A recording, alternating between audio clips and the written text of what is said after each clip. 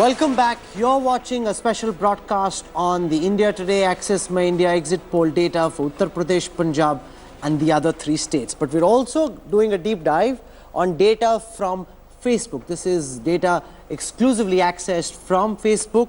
They're our partners for this election. This is data from the 1st of January to the 8th of March. And this data will show you which of the candidates has been the most widely discussed on Facebook. Globally, there were 34 million people who had 280 million interactions around the 2017 elections. 32 million people in India had over 265 million interactions. Of this, Navjot Singh Sidhu topped. What you're seeing right now are people discussing candidates on Facebook. So you're looking at unique mentions for each of the candidates. Candidates meaning those who contested in this election. Navjot Singh Sidhu coming in at the top at 29%, 16% for Sukhbir Singh Badal, 13% for Captain Amrinder Singh, 12% for Azam Khan, 12% for Harish Rawat, 12% for Prakash Singh Badal, 8% for Bhagwant Mann, 5% for Aparna Yadav, Bikram Singh Majithia at 5% and Jarnail Singh of the Aam Aadmi Party also at 5%. Very interesting this data, Shivim. Facebook, for what it's worth, and there are lots of interactions. 32 million people talking about these elections, and Navjot Singh Sidhu coming right at the top, virtually double of his closest competitor. Right, which is not a surprise. The competition between Aam Aadmi Party and Congress to get Sidhu, albeit on their own terms, showed how Sidhu is very popular in the Amritsar belt. Over the last 2-3 years, he had made himself a big voice against the SAD. But what's even more interesting is that most of these are Punjab politicians. I mean, UP only Azam Khan. And also suggesting maybe, Prashant, that Facebook penetration lesser in Uttar Pradesh than it is in a more urbanized Oh yes, in Punjab it's huge. I mean, the Aam Aadmi Party people claim they're winning Punjab because of Reliance Jio. Because Punjab was the first state to get 4G. Punjab, the online penetration is huge in villages and Gurmukhi language conversations. Oh, absolutely. We were traveling from Bathinda to Patiala and there was the Federer-Nadal finals taking place, the Australian Open finals. All through the journey, the roads were pathetic, but the telecom signal was so good that I was able to watch the match without the signal breaking. So Facebook is important, especially in a state like Punjab. They're trying to up their game in UP. But Azam Khan, considering that Azam Khan is being discussed quite a bit, is very on Facebook is quite no, I don't think it's I don't think Azam Khan's 12% number is a sign of his own popularity across UP or anything. It is the people it's because Azam Khan is a big symbol because it's also positive mentions and negative mentions, not just positive mentions. It's interesting though that if Facebook were to be a barometer, then Navjot Singh Sidhu is more than twice of Amrinder Singh, Prashant. Right. It is interesting, of course, and I think one of the remarkable things about both the 2014 elections and this election, state election, was that the digital penetration, even if it is higher in Punjab, is substantially deep in UP also. So when we were traveling in small kasbas in UP, people knew what had happened that morning in a rally. What Modi had said in Fatehpur by the evening, the whole state knew. So you know the flow of information that we see now because of this, Rahul, is one of the big reasons, in my view, one of the top reasons why Modi is so popular, because on the ground in villages, especially in West UP, on WhatsApp, Modi propaganda flows like water. Also our propaganda in Punjab, both. And our Aam Aadmi Party propaganda. Okay, we want to take a look now at phase-wise data for Uttar Pradesh. Let's take a look at how the various phases are, because the big story has been, according to people who traveled through Uttar Pradesh, that it's not the same theme across phases. First 2 phases were different. The BJP did well in the 3rd phase. It also did well in the 6th and the 7th phases. 4th and 5th were more split. So what does the data show? Here is the Access My India data for the BJP. Phase 1 was Western UP, according to Access My India. BJP picking up 50 out of these 73 seats in Western UP. The Samajwadi Party and the Congress, they project picking up 7. The BSP expect, this is supposed to be an area where the BSP should have been strong, picking up only 7 of these. Let's now Rahul, if this is true, sorry, if I come could to just phase come in. 2. Let me Okay. take all the phases and then we Then can, we can come to it. talk about it. Let's take phase 2 now. Phase 2 again was a phase where there are lots of Muslims and therefore the BJP was expected to be weak here. Let's take phase 2. Phase 2 shows the BJP in at 21 seats, the SP Congress at 30 seats. So phase 2 saying only phase where the that SP Congress the have done SP well. Congress was actually ahead of the BJP. The BSP coming in at only 3. So hammering for the BSP here as well. Phase 2 is the only phase where the BJP was bettered by the SP Congress. Phase 3 is a phase where the BJP, according to our poll, did very well. This is the phase around Awadh, in and around the Lucknow area.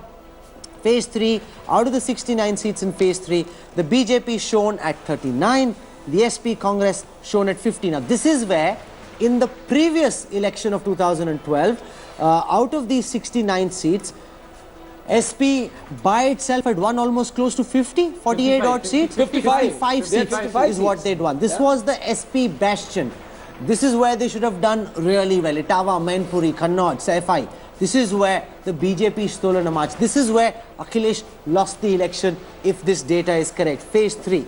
Let's now come to phase 4. Phase 4 was the Bundelkhand area. This is where the BSP is supposed to be very strong. It also had Amethi, but a lot of the Bundelkhand area. In these 53 seats, the exit poll by Axis suggests that the BJP picking up 37, the BSP 0. So if Mayawati gets hammered in Bundelkhand, that raises very serious questions, because Bundelkhand is supposed to be a core area of strength for the BSP. The SP Congress at 5 seats in and around the Bundelkhand area. Let's now come to phase 5 as we move more towards the east. Phase 5 had 52 seats. In these 52 seats, the BJP projected to bag 26, the SP and the Congress less than half that, coming in at 12, the BSP at 1. Let's now come to phase 6. Phase 6 was in and around Gorakhpur, Azamgarh, that whole patch in eastern UP was phase 6. In phase 6, the BJP projected to bag 34 seats, the SP and the Congress only 8. So huge. Again and again the BJP was saying Purab mein hawa hai. If there is a hawa, it was seen in the east. 34 seats for the BJP, the Congress and the SP only at 8, the BSP only at 5. Let's now come to phase 7. This is where everyone, including myself, and I travelled around Varanasi, the BJP was worried. The BJP itself was very, very anxious. BJP leaders were saying seat phasi hui hai. Forget what anybody else was saying. It seems, especially because of what Prime Minister Modi did over those 3 days, the mood in and around Varanasi turned. This poll suggests that the BJP picking up 34 seats in phase 4, which is around the area of Varanasi in Purvanchal. The SP and the Congress down to only 1 according to this poll, BSP at 2. Let's now do a bit of phase-wise analysis. I'll start with Prashant. You travelled, you're looking at the phase-wise data yourself. How does this tally or not tally with your experiences from the ground, Prashant? So, I'll have to really reflect on my reporting and my journalism if this is true, because this is contrary to, I had expected a close election. I thought that margins in each seat would be low and margins between the party which comes second and party which comes first would be low. Now, if we go phase wise, if BJP is getting 50 out of 73 seats in the first phase, it shows that the assumption that drove our reportage, that a substantial section of Jats have moved away from BJP, is not true. The Jats have, for most part, stayed with BJP. Is that happening? I think we'll have to wait for tomorrow. Can I just pull out the Jat data, please? Can I pull out the Jat data, please, to talk about that? Because yes, Jats were upset. We saw that audio recording go viral, which Amit Shah admitted was his voice, literally pleading with the Jats, asking them to vote for the BJP. It seems they were upset, but in the end, even though Jat vote share came down from 2014, it still was, the BJP still was the #1 party. Here are the Jat votes. 43% of the Jats in the sample saying that they voted for the BJP. If you go down this, the SP Congress picked up only 8% of the Jat vote share, BSP picked up 11, the others, which includes the RLD, picking up 38%. So 38% for the others, including RLD. So BJP remaining number one even amongst the Jats. But remaining number one and RLD not getting votes beyond Jat votes to translate it into seats. So there was Siddharth Nath Singh anger amongst the Jats, but not enough to damage you. Anger amongst the Jats to bring down your vote share amongst the Jats, but not enough to defeat you at the hustings. Siddharth doesn't agree, he says. Well, you know, I had the opportunity of being part of the Parivartan Yatra in the western UP, and particularly in the area which is dominated, like Sambal and all, dominated by the Jat. And there I never saw a response which was against BJP, and particularly the sense I got, and particularly, you know, the way I look at it, if the Jats and the farmers are coming in their own tractors and not in buses, they come in their own tractors, the support is yours. So I saw it after a very, very long time that the Jats and the farmers, they all were coming in tractors in our rallies, in our Parivartan Yatra. So that gave me the confidence that irrespective whatever may be said, the Jats are going to be with the BJP. So and I think the Axis poll is showing that. We are happy about it. Okay, Babul Supriya, if the exit poll data is correct, would you think of the verdict in Uttar Pradesh as a referendum on demonetization? It's only natural. The BJP will say, yes, it was a referendum on demonetization, yes, we won. Even though in the build-up, all BJP leaders are saying, no, it's not a referendum on demonetization. Well, you know, we can keep on arguing on that. What is very important to me is what Akhilesh has said in the morning, is that we'll keep BJP out at any cost. It just shows how immature Akhilesh ji and Rahul Gandhi, they have made a jury of themselves, both very immature politicians. When you are talking about at any cost, that clearly shows that you do not have a fixed path or a referendum for yourself, calling Mayawati Buaji. I can also call Mayawati Buaji. I would probably do that today when I go to the parliament. These are very frivolous kind of politics. Now, to be very sure, there are two things which has come out. See, I am new to politics. I do not want to get into the Jat and all that logistics. What I see is that the development politics of Modi ji is becoming a big hit all over India. I don't understand those statistics. I don't want to understand it so soon and get into the tribal politics. I just see that Modi ji's wave, whether it is demonetization, whether it is doing more for the states, making the revenue share 42 from 32, I think it's the chief minister who has delivered in Gujarat, has seen success in the test tube, experiment in Gujarat, and then bringing it over in all over India. That's very important for me. The second thing is that as you spoke about Sidhu ji, I would really want to see in Facebook how much of that 29% is about the comedy show that he does. You know, that's a very popular show worldwide. So people see that, they make comments on that. So I would not attribute 29% entirely to Sidhu ji's political acumen. Rather, a lot should go to the comedy show, which is, the exit poll data is correct. TV India what today. would the Congress's strategy be to tackle Prime Minister Narendra Modi? He drops surgical strike. He does demonetization. I would put it very simply. Yeah, one second. Let me ask Sanjay that question. I would put it very simply. Mantri ji, I'm just asking Sanjay that question. I'm coming back to you. Because if the Congress and the SP come together, and despite that the BJP wins under Modi, that raises very serious questions about what the Congress should be doing from here and whether it's at all doing the right thing.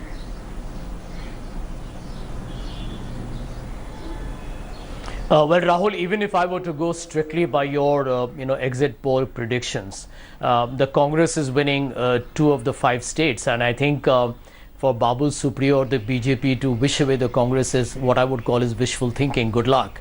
But there's a bigger point here on demonetization. I think that's one where Mr. Modi has played a big political gambit. I believe that the demonetization story is yet playing out. It's a work in progress. The RBI itself has conceded just a couple of days ago that the forthcoming quarters will see further sluggishness in economic activity. At some point, Rahul, and I'm putting my neck on the line here, the joblessness, the rise of, what I call as an economic slowdown, and more important, the absence of black money because this government never really intention to get after them. These are questions that the people of India will ask. And I agree with you that we live in times where there is a short-term and there is a medium-term impact. It's possible, it's just possible that the very trusting, credible, believing people of India may have bought into Mr. Modi's story that end of day he's got a larger game plan to attack black money, which appears to be a politically smart move. But these things boomerang rather quickly because bottom line, people like to see, well, how's it ultimately played out. So maybe it's just a possibility that if demonetization is not hurting the BJP as much, then it will definitely come into play at some point. My second point is what you raised very fundamentally, is the absence of a single Muslim candidate by the BJP. Let me remind you, Rahul, even in 2012, they had a token one Muslim candidate in 2012. So over a 10-year period, you have 380 lakh Muslims having virtually zero representation by India's party in government. I think that's a warning signal of how actually not inclusive, but keeping away a large sections of India from the bigger India story is being neglected by Mr. Modi. I think these are dangers to democracy on an overall sense. Arth wants to come in and make a quick counter. Siddharth, brand Modi undiminished popularity 3 years into his term, despite things like demonetization, virtually the same as at the peak of campaigning for the general elections.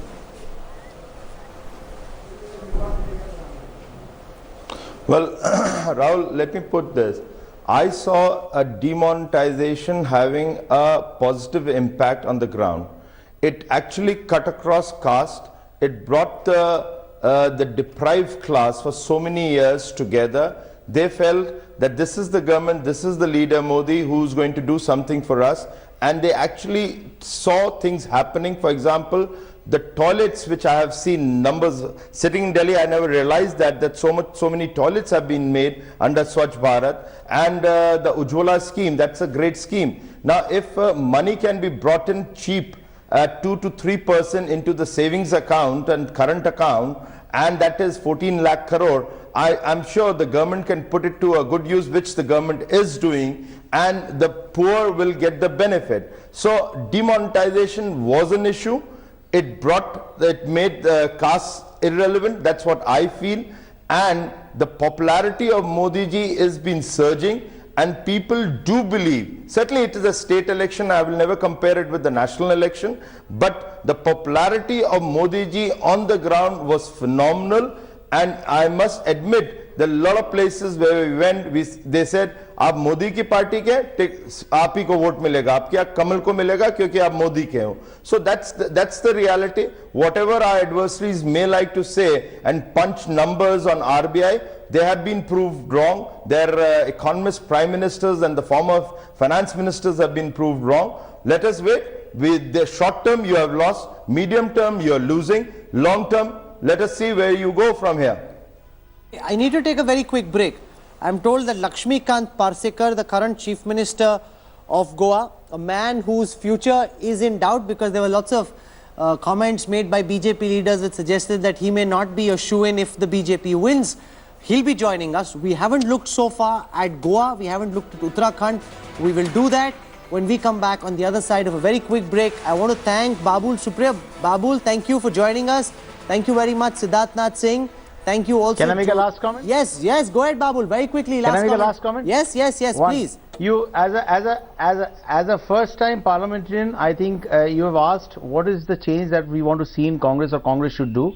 I think they should probably behave a little more responsibly in the parliament and let the government function, because in UP it is very clear that the people understood that the state government, SP-led state government, actually stalled development in UP, with development being the biggest fault of Modi ji. That's all I would say as a first-time parliamentarian. There will be a lot of chest thumping if this data is correct. There will indeed be a lot of BJP telling the Congress, now fall in line and behave yourself. We're slipping into a break. We look at Uttarakhand, we look at Goa when we come back on the other side. Stay with us.